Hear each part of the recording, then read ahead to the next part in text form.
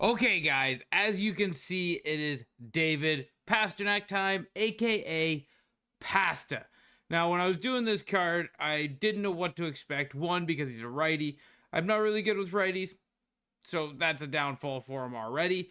But when it comes to the David Pastrnak card, much like all the card art, it is fire. Whoever is doing the card art this year, phenomenal job so far.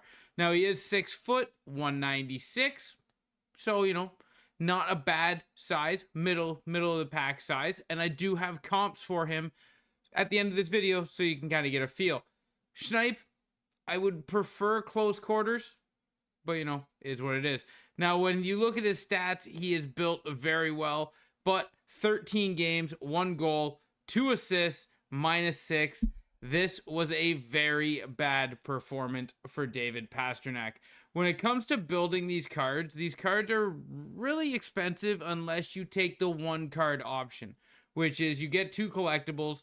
You might be able to do a couple of players here and there, or trade in a couple of players here and there to make another couple of collectibles that you get through doing the objectives in the moments. Now, that does give you the option to get the card for free, but you still got to turn in stuff you're earning, right? So, like, it is free, but you got to turn in the 77, 78, 79s that you're earning to get the collectibles. So you're giving up potential in power-up icons or X Factors. So it's kind of sucks. I wish they would give it to us with 4 collectibles so we could just build it up all the way, but it is what it is.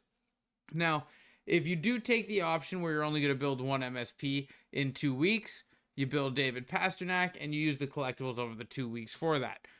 The only thing I would say is I don't feel like this David Pastrnak played very well for me. Something you're going to see across this entire video is the David Pastrnak skates really well.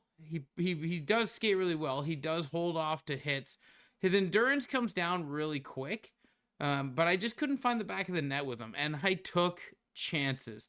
I did take a lot of chances, but he's whippy. He's easy to turn. He's easy to cut with. He's easy to get moving. And he stays on the puck. I couldn't find the back of the net with him, which was a little discouraging, especially coming off of a Jay Bouwmeester, which was really hot. Jay Bouwmeester still is on my team, and he's still a great card. But this David Pastrnak, he rips the puck really well. His 91 accuracy, I was expecting a lot more of these shots to go in. I was trying to pick corners with him, as you're gonna see. You try to get a pick on a corner, and it just doesn't get up. It just doesn't elevate, and it just doesn't get in the corner. Panarin is better than this Pastrnak, in my opinion, and you can earn that card for free if you can get through the moments. If not, you can turn in a couple collectibles or a couple players for collectibles to make it happen. So his skating was A+. Definitely A+ on the skating. He felt really good. When it comes to the skating, him and Panarin, Jack Eichel, Nathan McKinnon, they all kind of have the same skating. I just couldn't find the back of the net like I would have wanted with this card. He got a nice goal there. It was a nice, cutout. Picks up the random puck down on the boards, cuts out, gets across the goalie, and throws it far side. So that was a nice goal. But unfortunately, that was a rare occurrence. Big poke there, and he's gonna come across the board, and he's gonna use his skating to create tons of space, which I find a lot of players with good agility can do. But when you can't bury with them, it's kind of unfortunate. He is an expensive card to build.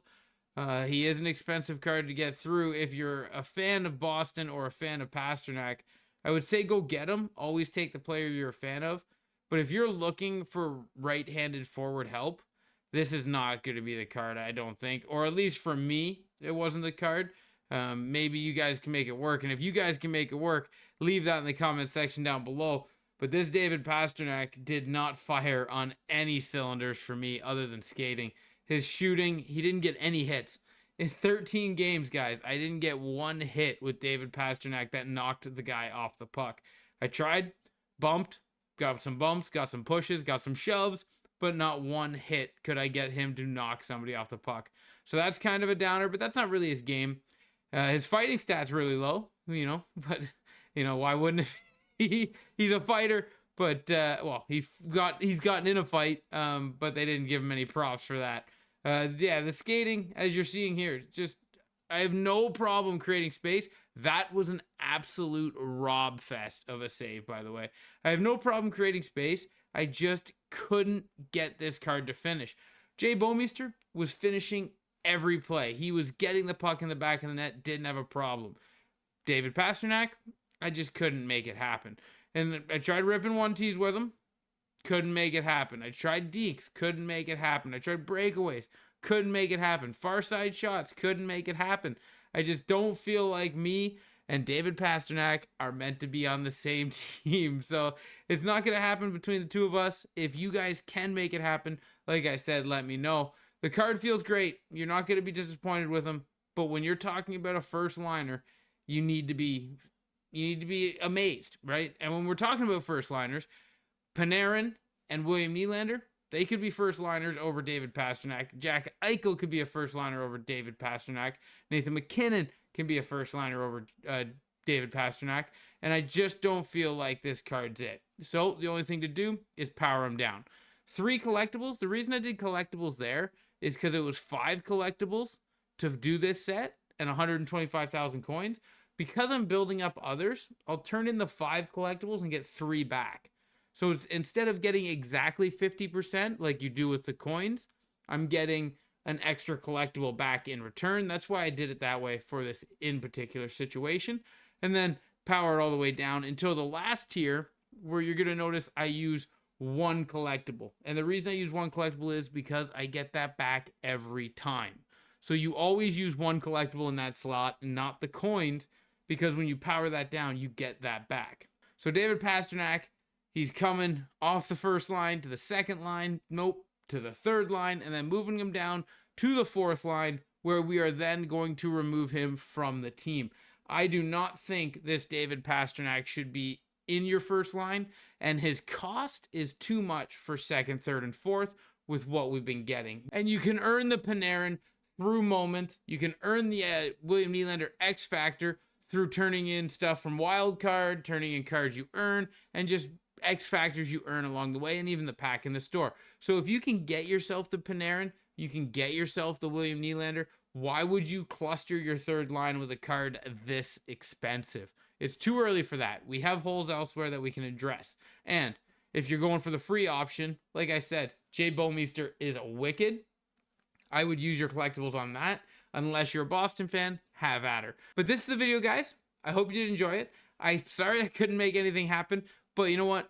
If you play 13 games and you can't make anything happen with a card, it's time to move on. Because 13 games is a small sample size, but if you double that and you play 26 games with a card on your top line and he's sitting at 6 points, you got to get rid of that guy. But thank you guys for watching the video. I hope you did enjoy it. But that's David Pastrnak. That's a wrap. Next video is going to be PK Subban. If you don't want to miss that, hit that sub button down below. But hey, PK, how's he going to be with the puck? Because David Pastrnak, he wasn't very good. Till next time, guys. Ciao, ciao.